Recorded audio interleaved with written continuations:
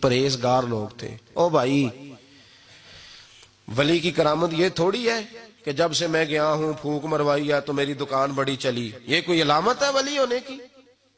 کس چکر میں پڑ گئے؟ اولیاء اللہ کی علامت یہ ہے کہ وہ تیرے اندر سرور ڈال دے رسول اللہ کی محبت کا۔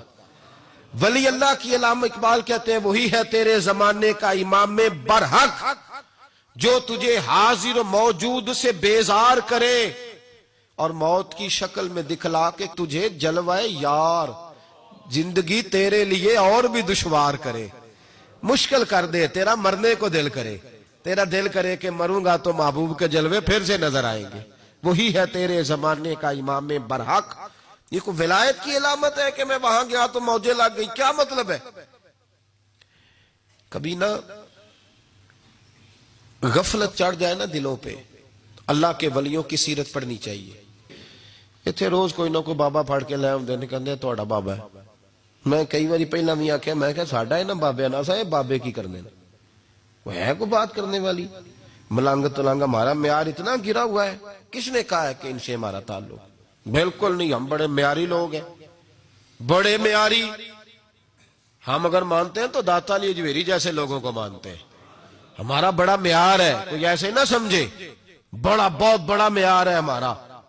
وہ تو اگر ہماری عوام تھوڑے بعض لوگ بیچارے کمزور ہوتے ہیں، بیمار ہوتے ہیں، مجبور ہوتے ہیں تو ان فراڈیوں کے ہتھے چڑھ جاتے ہیں۔ بیمار آدمی ڈوبتے کو تنکے کا سہارا، کسی نے آگے کہہ دیا کہ تو اتھے جائے گا، درد اتنی تکلیف میں وہ چلا گیا بیچارہ، لٹ گیا وہاں جا کے۔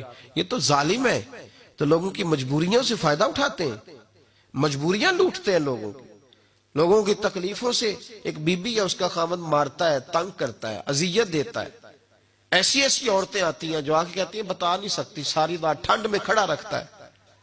باپ بھائی کے گھر جاتی ہوں تو رہنے کو جگہ نہیں، وہ بیچاری روتی پھرتی ہے، وہ ان فراڈیوں کے ہتھے چڑھ جاتی ہے، اور زیور لا لا کے بیچتی ہیں۔ کیا کریں، لوگ تو مجبور ہیں، لیکن یہ جو سوداگر ہے نا، پتہ تو تب چلتا ہے جب ان کی پشتوں پر رسوائی کے جھنڈے لگ جاتے ہیں، جب تباہیاں ہوتی ہیں، تباہیاں۔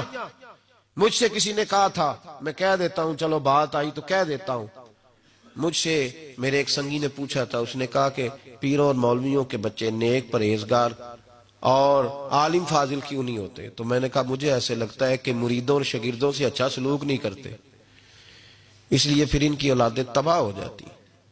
اگر یہ لوگ مریدوں اور شاگردوں سے پیار کرنے لگے تو رب ان کی اولادوں پہ بھی بڑا فضل فرما دے۔ یہ ظلم کرتے ہیں، اس لیے میں سخت آدمی ہوں تو کئی دفعہ میرا دل کرتا ہے کہ کھلڑی اتار کے الٹی لٹکا دوں اس شخص کو جو دین کے نام پر اور اہل سنت کے نام پر لوگوں کو تباہ کر رہا ہے۔ تباہی کر دی، حد ہو گئی ظلم کی۔ یہ تو مجبور لوگ ہیں، بیچارے چلا گیا ایک آدمی دم کرانے، اب اس کو تباہ کر دیا اس کے بھائی کے خلاف، اور تسی بھی ذرا تھوڑی جی ہوش کرے، طویتا نال ہی بندہ مر گیا۔ اب یہ اخبار میں خبر تھی، ایک بی بی مار مار کے اس کے خاوند نے اس کو ہاسپٹل پہنچا دیا، اس کی نظر پہ اثر پڑ گیا۔ وجہ کیا ہے؟ سانو تویز کرا دی ہے۔ تیرا ایڈا ہی کمزور ایمان ہے، تیرے پہ تویز آیا تو نے مارنا شروع کر دیا، شرم آنی چاہیے۔ تو کیوں کسی تویز کی طرف دیکھتا ہے؟ تویز کرانا جائز ہے، میں اس پہ نہیں کہہ رہا، میں خود تویز لے کر دیتا ہوں ساری دیہڑی، پر سوال یہ ہے اتنا کمزور تیرا ایمان کیسے ہوا؟ پڑھنا اپنے نبی کا فرمان اور تھوڑی جدوجہد کر۔ تیرے اور میرے رسول نے بیان فرمایا ہے، تو اپنے گھر میں سورت بقرہ پڑھا کر، جن تو دور رہے، شیطان بھی تیرے گھر سے دوڑ جائے گا۔